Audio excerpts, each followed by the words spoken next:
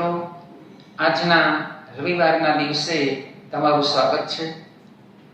આજે આપણે ગણિતમાં પ્રકરણ 2 બહુપદીઓનો અભ્યાસ કરીશું। મેં અગાઉ એક પીડીએફ પણ મારી ચેનલ પર મૂકેલી, કદાચ તમે એનો અભ્યાસ કર્યો હશે। આજે આપણે એને વિડીયો દ્વારા સમજીશું। બહુપદી અને પદાવલી વચ્ચેનો ભેદ મેં એમાં દર્શાવેલો છે। મિત્રો, બહુપદી અને પદાવલી વચ્ચેનો ભેદ આપણે સમજીશું તો બહુપદી માટેની શરતો 2 યાદ રાખીશું કે એક જ ચલ હોય, x હોય, y હોય, u હોય, t હોય, આવો એક જ ચલ હોય અને ચલનો ઘાતાંક અનુરૂપ પૂર્ણાંક હોય। આ 2 શરતો હોય તો બહુપદી કહેવાશે। જ્યારે પદાવલીમાં એક કરતાં વધુ ચલ હોઈ શકે, ચલનો ઘાતાંક અનુરૂપ પૂર્ણાંક હોય કે ન પણ હોય, આવી શરતો પદાવલીમાં હશે। મિત્રો, યાદ રાખો, બહુપદીને તો પદાવલી કહીશું જ। પદાવલી બહુપદી હોય કે ન હોય, ક્યારે હોય? એક જ ચલ હોય અને ચલનો ઘાતાંક અનુરૂપ પૂર્ણાંક હોય તો જ તે પદાવલી બહુપદી હોય। મિત્રો, ત્યાર પછી બહુપદીની ઘાત વિશે પણ આપણે જોઈશું। મેં મારી પીડીએફમાં દર્શાવેલું છે કે ઘાત એટલે શું? તો બહુપદીના મહત્તમ ઘાતાંક વાળા પદને જે ઘાત હોય એને આપણે બહુપદીની ઘાત કહીશું। એ જ રીતે શૂન્યનો પણ મેં એમાં ઉલ્લેખ કરેલો છે, અગ્ર સહગુણકનો પણ ઉલ્લેખ કરેલો છે। અગ્ર સહગુણક એટલે શું? મહત્તમ ઘાતાંક વાળા પદનો સહગુણક એ અગ્ર સહગુણક થશે। મિત્રો, બહુપદીના પ્રકારની પણ વાત કરેલી છે મેં। બહુપદીના પ્રકાર: એક ઘાત બહુપદી, જેને આપણે સરેખ બહુપદી પણ કહીશું। એક ઘાત બહુપદીનું પ્રમાણિત સ્વરૂપ px બરાબર ax plus b, જ્યાં a not equal to 0, ab belongs to r। દ્વિઘાત બહુપદી, જ્યાં બહુપદીની ઘાત 2 હોય, એનું પ્રમાણિત સ્વરૂપ ax square plus bx plus c, જ્યાં a not equal to 0, abc belongs to r। ત્રિઘાત બહુપદી, જેનું પ્રમાણિત સ્વરૂપ px બરાબર ax cube plus bx square plus cx plus d, જ્યાં a not equal to 0, abcd belongs to r। મિત્રો, આ બધી વાત મેં મારી પીડીએફમાં કરેલી છે, જેને હું અત્યારે રિપીટ કરી રહ્યો છું, એટલા માટે અહીંયા બોર્ડ પર દર્શાવતો નથી। આમ આ સિવાય આપણે શૂન્ય બહુપદીની વાત કરી, જેમ કે 0 એ શૂન્ય બહુપદી છે। શૂન્ય બહુપદીની ઘાત હોતી નથી। ત્યાર પછી અચળ બહુપદી, 1 2 3 5 અચળ બહુપદીઓ છે। અચળ બહુપદીની ઘાત 0 હોય છે। આમ બહુપદીના જુદા જુદા પ્રકારની મેં વાત કરેલી છે। આજે બહુપદીના શૂન્યો અને સહગુણકો વચ્ચેનો સંબંધ, એની વાત કરીશ। તો સૌથી પહેલા બહુપદીના શૂન્યો કોને કહેવાય એની એક વ્યાખ્યા હું લઈ લઉં। જો px એ x ની બહુપદી હોય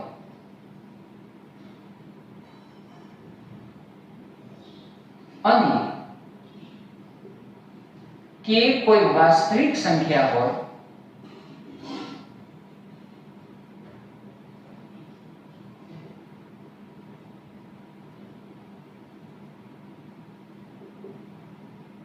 જેથી p of k બરાબર 0, તો k ને px નો શૂન્ય કહે છે।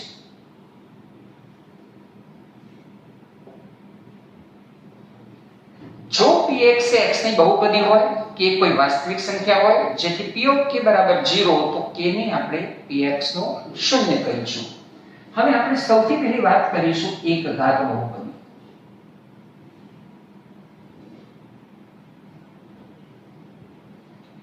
એક ઘાત બહુપદીને આપણે સરેખ બહુપદી પણ કહીશું। ચાલો એક ઉદાહરણ લઈએ આપણે। px બરાબર 2x - 3 ના શૂન્ય શોધો। તો શૂન્ય શોધવા માટે મિત્રો વ્યાખ્યાને પણ તમે ધ્યાનમાં લીધા વગર આ યાદ રાખજો કે સૌથી પહેલા શૂન્ય શોધવા માટે p of x બરાબર 0 લેતા 2x - 3 = 0, 2x = 3 તો x બરાબર 3/2. આ એનું શૂન્ય થશે અને શૂન્યોની સંખ્યા કેટલી કહેવાશે? 1. આ બહુપદીના શૂન્યોની સંખ્યા 1 છે. હવે આ 3/2 એટલે 3/2 આ બહુપદીનું શૂન્ય છે કે નહીં, જો એ ચકાસવાનું હોય તો આ બહુપદીમાં આપણે x ની જગ્યાએ 3/2 મૂકીશું. તો 3/2 મૂકવાથી જો આપણને 0 મળે તો એ બહુપદીનું શૂન્ય છે. ચાલો ફરી હું આ બહુપદી લખી દઉં છું કે px = 2x - 3. આ બહુપદીમાં હું x ની જગ્યાએ 3/2 મૂકીશ. તો 2 કૌંસમાં 3/2 - 3, તમે અહીંયા 2 નો છેદ ઉડાડી શકશો. 3 - 3 = 0. તેથી આ બહુપદીનો શૂન્ય 3/2 છે. વિદ્યાર્થી મિત્રો યાદ રાખો, એક ઘાત બહુપદીને એક જ શૂન્ય હોય, એક ઘાત બહુપદીને એક શૂન્ય હોય છે. હવે એનું પ્રમાણિત સ્વરૂપ આપણે જોઈએ.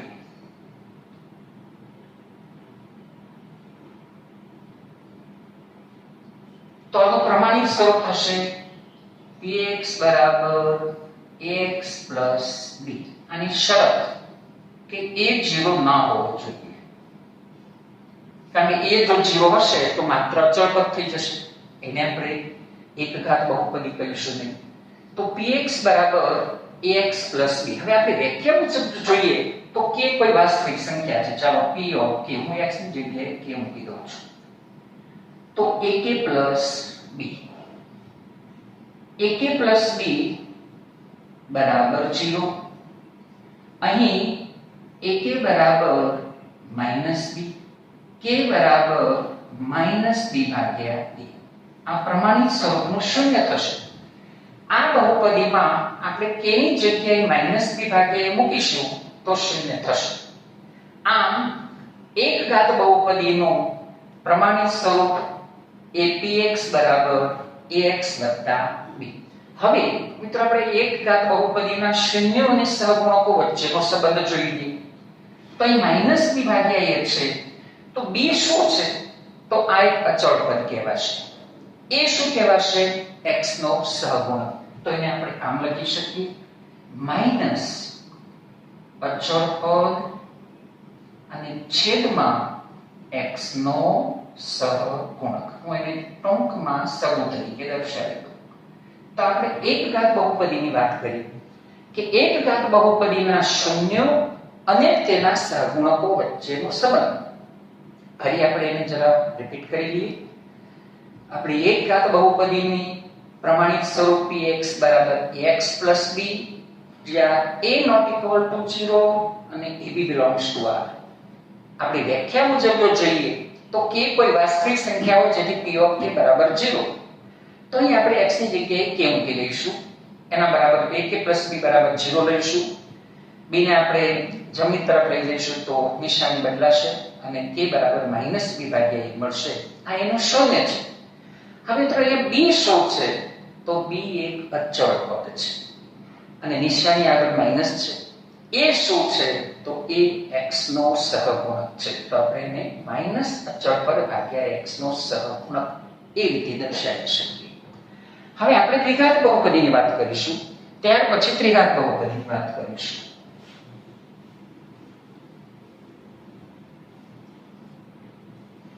તો હું હવે દ્વિઘાત બહુપદી લખું.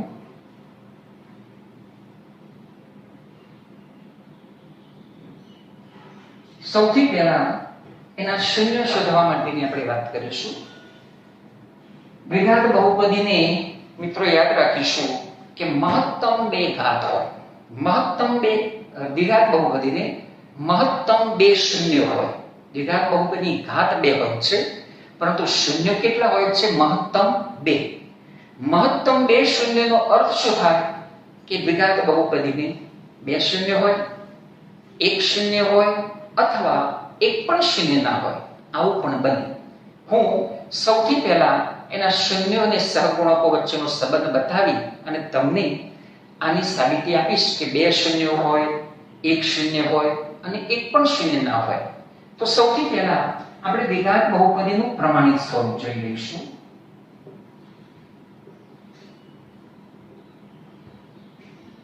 દ્વિઘાત બહુપદીનું પ્રમાણિત સ્વરૂપ px બરાબર ax² + bx + c.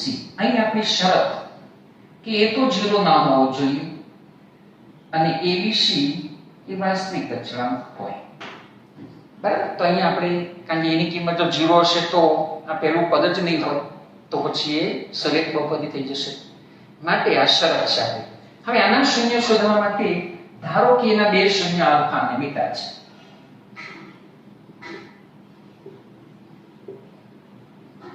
એકને આપણે આલ્ફા કહીએ, બીજાને આપણે બીટા કહીએ. તો ax² + bx + c બરાબર શું લખાશે? ax² + bx + c = x - alpha અને x - બીટા. શૂન્ય પરથી અવયવ લખી શકાય, અવયવ પરથી બહુપદી આવી શકે. તો બે શૂન્ય આલ્ફા અને બીટા હોય તો એના અવયવ x - આલ્ફા અને x - બીટા થાય.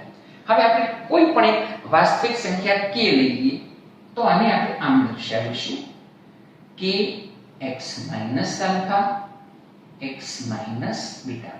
મિત્રો આનું આપણે સાદુરૂપ આપીશું તો આ પ્રકારે થશે કે x² - alpha + beta x + alpha beta. હું k વડે અંદરના પદોને ગુણી દઉં તો આના બરાબર kx² - k alpha + beta x + k alpha beta. હવે મિત્રો આપણે પ્રમાણિત સ્વરૂપ સાથે આની સરખામણી કરી દઈએ અને આપણે ax² + bx + c સાથે સરખાવીશું. ax² + bx + c સાથે સરખાવતા a બરાબર કેટલા થશે? તો a બરાબર k થશે. a બરાબર k. પછી b બરાબર લેવા હોય તો b બરાબર -k કૌંસમાં આલ્ફા + બીટા, -k કૌંસમાં આલ્ફા વત્તા બીટા અને c બરાબર k આલ્ફા બીટા. હવે મિત્રો આપણે આ લઈશું તો આમાંથી મને આલ્ફા + બીટા બરાબર શું મળશે? b ભાગ્યા -k. પણ અહીંયા તમે જો કે k ની જગ્યાએ આપણે શું મૂકી શકીએ? a મૂકી શકીએ. તો k બરાબર a લેતા તો હવે આપણું શૂન્ય આ આપણે શૂન્યનો સરવાળો આ રીતે થશે b ભાગ્યા -a. તમે એને નિશાની માઈનસ નિશાનીને આ રીતે પણ દર્શાવી શકો -b ભાગ્યા a. તો દ્વિઘાત બહુપદીના શૂન્યનો સરવાળો -b ભાગ્યા a છે. હવે b છે શું? તો b એ x નો સહગુણક છે. તો અહીં આપણે લખીશું -x નો સહગુણક. એ શું છે? x² નો સહગુણક. તો અહીં આપણે એની જગ્યાએ x² નો સહગુણક લખીશું. તો આ શૂન્ય અને સહગુણકો વચ્ચેનો સંબંધ થયો. હવે હું આ c બરાબર k આલ્ફા બીટા ને લઉં તો c બરાબર k આલ્ફા બીટા. તો મિત્રો આલ્ફા બીટા બરાબર શું થશે? c ભાગ્યા k. અહીં આપણે k ની જગ્યાએ a મૂકીશું તો આલ્ફા બીટા બરાબર c ભાગ્યા a. આ શૂન્યનો ગુણાકાર આ રીતે થશે. એને આપણે આ રીતે દર્શાવીશું. c શું કહેવાશે? તો અચળ પદ. એ શું કહેવાશે? તો x² નો સહગુણક. આમ દ્વિઘાત બહુપદી માટે તેના શૂન્યો અને શૂન્યના સહગુણકો વચ્ચેનો સંબંધ એ આપણે અહીંયા બતાવેલો છે. દ્વિઘાત બહુપદીના શૂન્યનો સરવાળો આલ્ફા પ્લસ બીટા બરાબર માઇનસ બી ભાગ્યા a, શૂન્યનો ગુણાકાર c ભાગ્યા a થશે. ચાલો હવે આપણે જોઈએ કે ભાઈ દ્વિઘાત બહુપદીને મહત્તમ બે જ શૂન્ય હોય છે, એક શૂન્ય હોય, શૂન્ય ના પણ હોય. તો હું 3 ઉદાહરણ લઈ અને તમને આ ત્રણેય વસ્તુ તમારી ક્લિયર કરીશ. પહેલું એક ઉદાહરણ આપણે લઈએ. p of x બરાબર x² + 6x + 8 ના શૂન્યો શોધો. તો શૂન્ય શોધવા માટે p of x બરાબર 0, તો પછી x² + 6x + 8 = 0. આના અવયવ 8 ના એવા બે ભાગ પાડો, સરવાળો 6 4 અને 2. તો અહીં આપણે લખીશું x + 4 x + 2 = 0. તો x + 4 = 0 અથવા x + 2 = 0. તો અહીંયા x બરાબર -4 મળશે, x બરાબર -2 મળશે. તો આના શૂન્યો -4 અને -2 થશે. એટલે શૂન્યોની સંખ્યા કેટલી થઈ? તો શૂન્યોની સંખ્યા 2 છે. વિદ્યાર્થી મિત્રો, આ શૂન્યનો અર્થ આપણે કેવો કરી શકીએ કે -4 તમે આમાં મૂકશો તો 0 થશે. -4 નો વર્ગ 16, 16 ને 8 24, 6 ગુણ્યા -4 -24, -24 + 24 0. એ જ રીતે તમે -2 મૂકશો તો પણ 0 થશે. અહીં આપણે દ્વિઘાત બહુપદીના બે શૂન્યની વાત કરી. હવે હું એક શૂન્ય હોય એવું ઉદાહરણ લઈ લઉં. ચાલો આપણે એક ઉદાહરણ લઈએ અને આપણે એક ઉદાહરણ કરીશું. હું બીજું એક ઉદાહરણ લઈ લઉં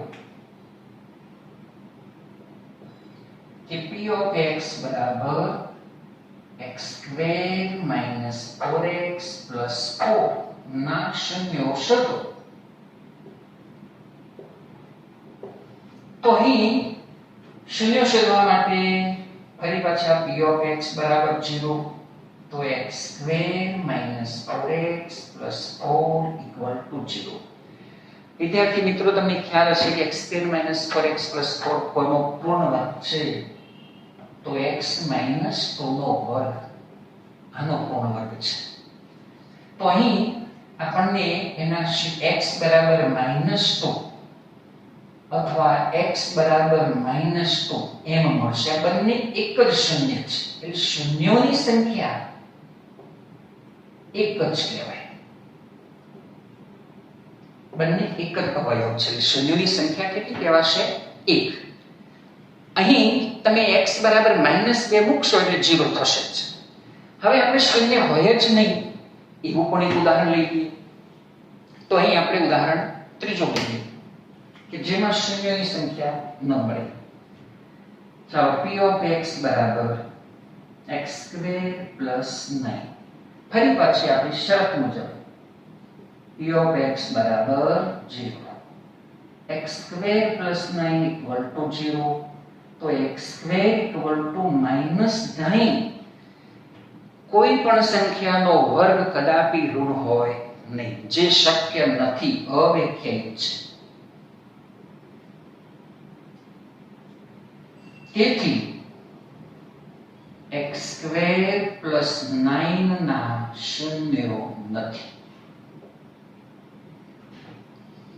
તો મિત્રો, અહીંયા મેં 3 ઉદાહરણ દ્વારા તમને દ્વિઘાત બહુપદીના મહત્તમ બે શૂન્ય હોય એની વાત કરી. મહત્તમ બે શૂન્યનો અર્થ બે શૂન્ય હોય, એક શૂન્ય હોય અથવા એક પણ શૂન્ય ના હોય. હવે આપણે ત્રિઘાત બહુપદી પર જઈશું અને ત્રિઘાત બહુપદીનું પ્રમાણિત સ્વરૂપ તેમજ ત્રિઘાત બહુપદીના શૂન્ય અને સહગુણકો વચ્ચેનો સંબંધ.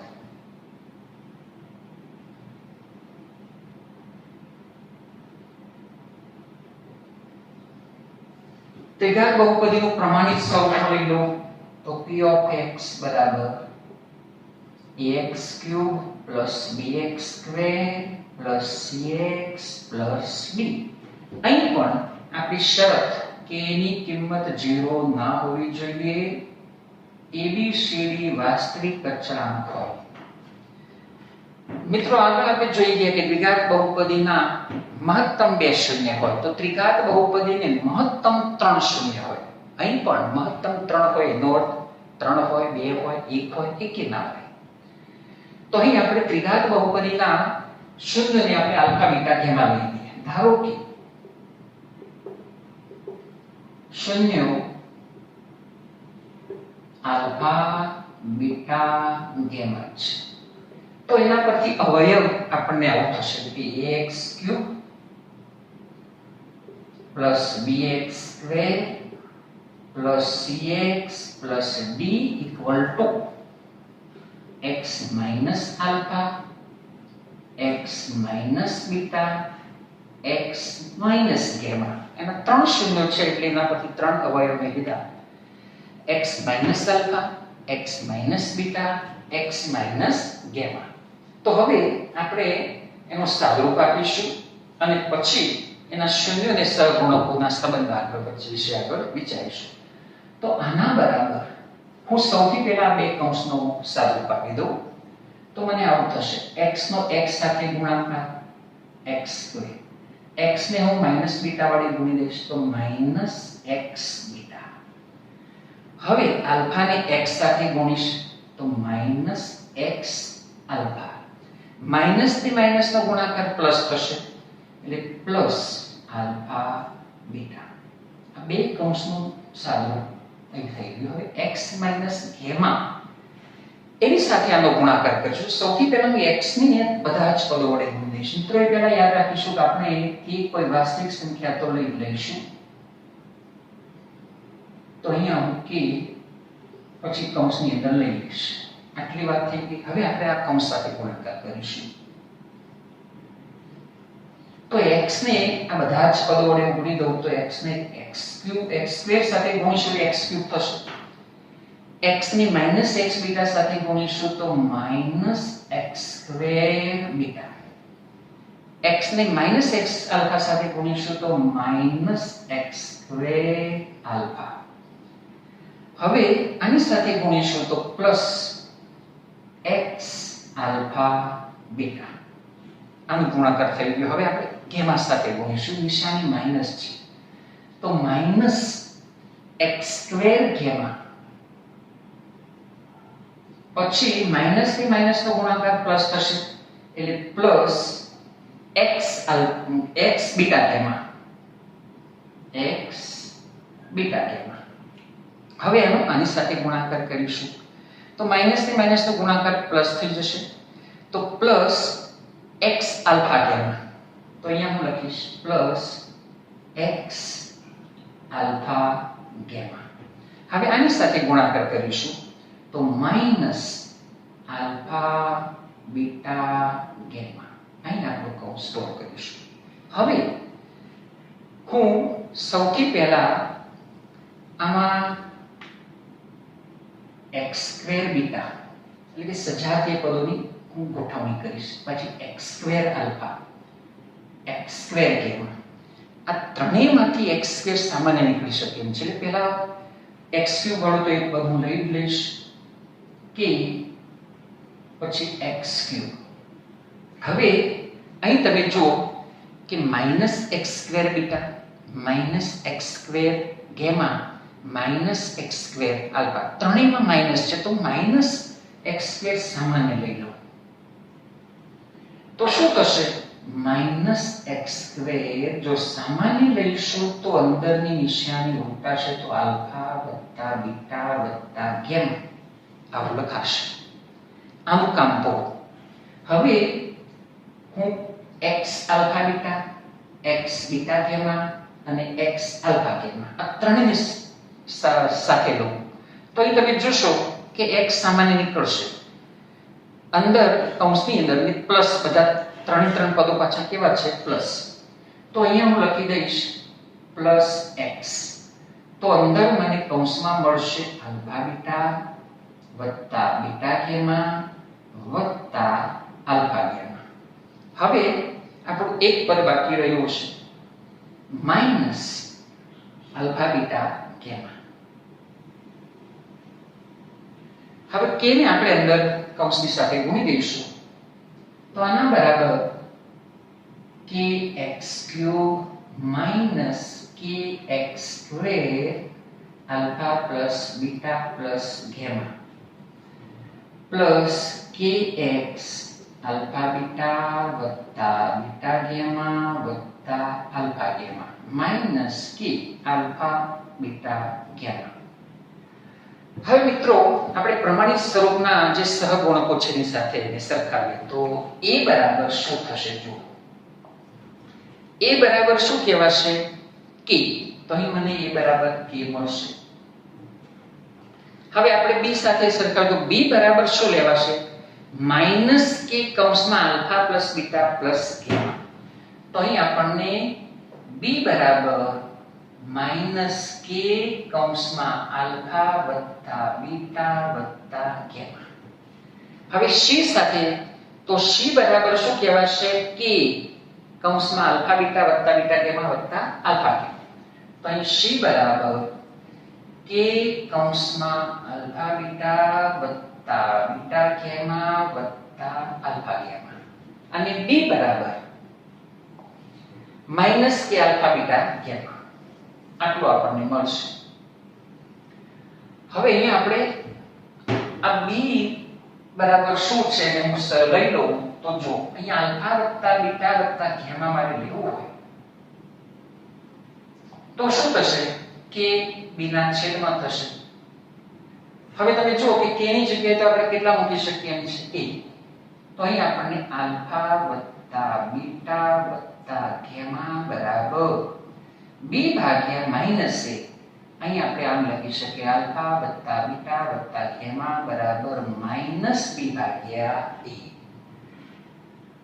ત્રિઘાત બહુપદીના શૂન્યનો સરવાળો માઈનસ b ભાગ્યા a. દ્વિઘાત બહુપદીના શૂન્યનો સરવાળો પણ માઈનસ b ભાગ્યા a. આની આપણે સહગુણકો વચ્ચેના સંબંધ સાથે જો દર્શાવવો હોય તો b છે શું?